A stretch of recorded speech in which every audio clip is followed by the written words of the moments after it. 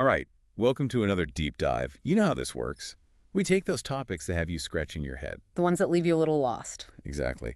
And we really dig in. We break them down so you can walk away feeling confident like you've got the essentials. You become the go-to person at the dinner table, the office water cooler, or wherever. Haha. Yeah, instant expert status. So today we're tackling a topic that's been on everyone's minds, building wealth. The age-old question, right? Yeah, it never gets old. And this deep dive was actually inspired by you, our listeners. You sent in a YouTube video from a channel called Free Investing. They're pretty popular. I've seen their videos around. Yeah, they're gaining traction. So the video features Dave Ramsey, the finance guru. It's called You Only Need to Know These 5 Rules. 5 rules. Yeah, That's pretty intriguing. Makes it sound achievable, right? exactly. And it seems like a lot of you are searching for that clear-cut guidance, like a roadmap to financial security. Without getting bogged down in the technical stuff. Exactly. So our mission today is to unpack these 5 rules that Ramsey lays out, see what they're all about, and why they're so popular. And maybe even see if they hold up under scrutiny. So rule number 1, what is it? Well, Ramsey jumps right in. Rule number 1, get on a budget. A classic. No surprise there. True, but he emphasizes that it needs to be a written plan. So not just a mental note, got to put pen to paper. Yeah, and crucially, he says you create it before the month even begins. It's like setting the course beforehand instead of just reacting to where your money goes. Right, like proactive versus reactive. I like that. He makes a good point. It's like, if you think of your finances as you incorporated. You incorporate. Yeah, like you're running a business. You wouldn't just wing it. You'd have a detailed plan. Yeah. Right.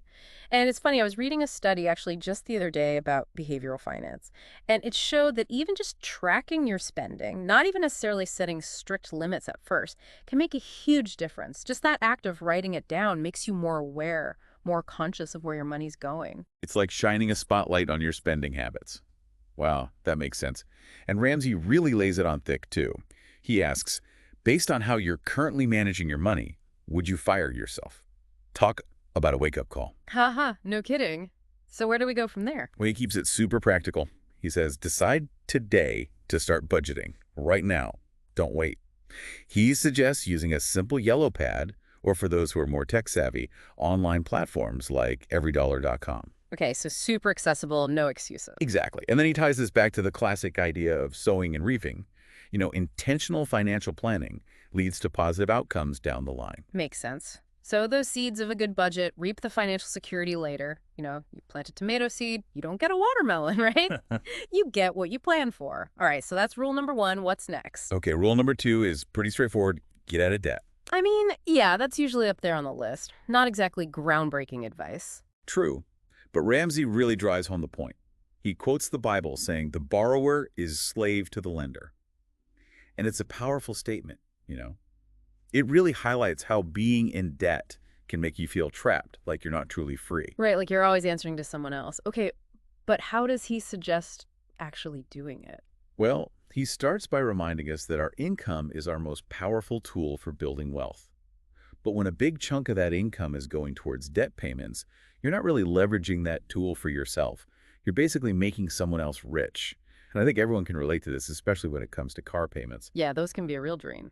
Right? And Ramsey points out that the average car payment is almost $500 a month.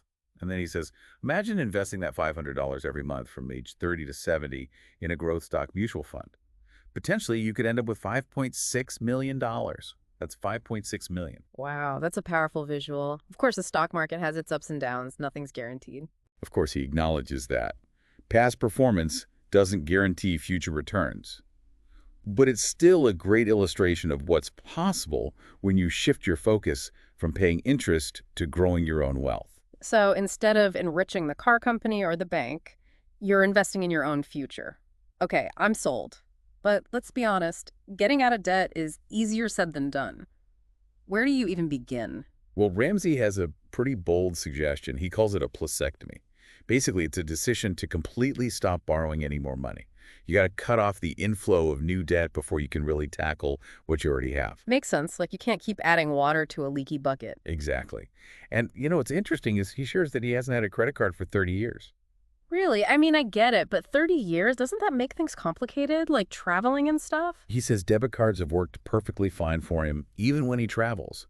It really challenges that whole notion that credit cards are essential, especially for those rewards points. It does. And I guess, to be fair, he's probably at a point where those rewards don't make much of a difference. But for the average person trying to make ends meet, it's a tempting trap. Totally. And that brings us to rule number 3, which is a bit of a curveball.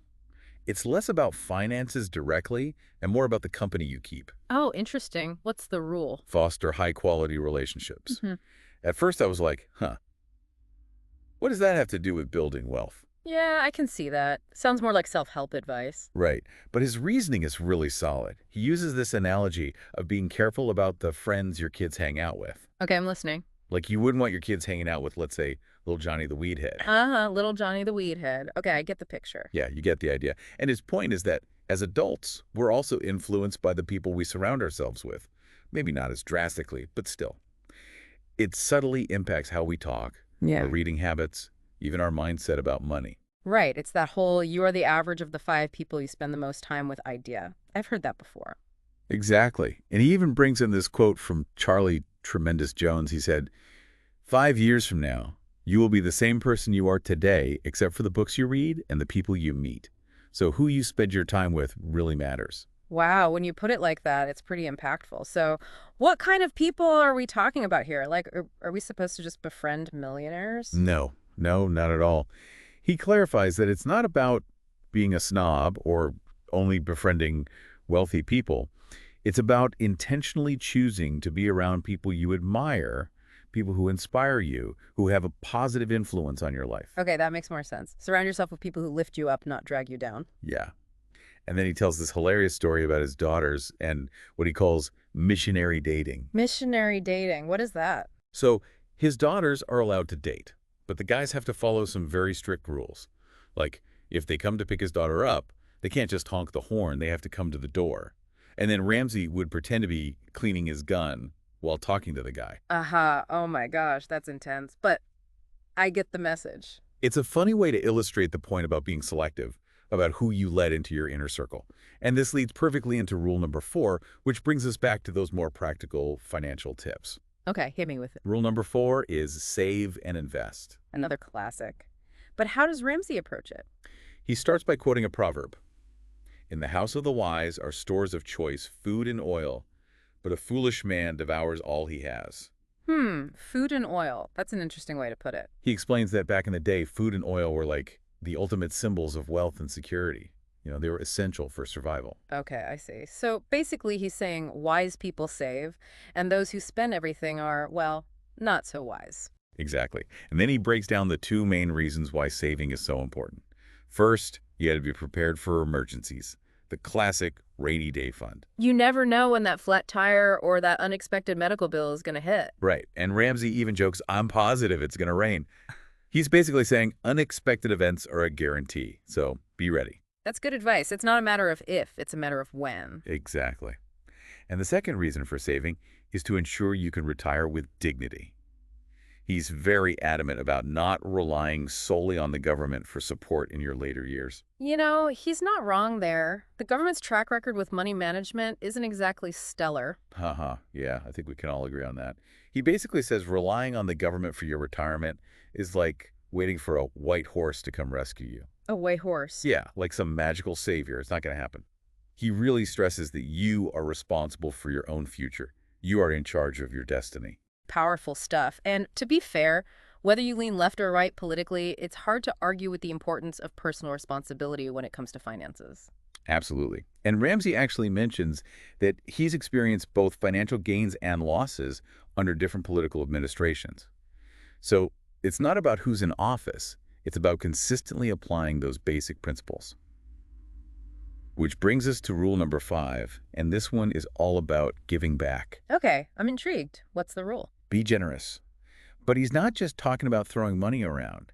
He defines generosity as a mindset, a way of being. Okay, so it's deeper than just writing a check. It's about a spirit of giving. I like that. Yes. And he points out that generous people are usually pretty awesome people in general. They tend to smile more, they're less self-centered, they're helpful.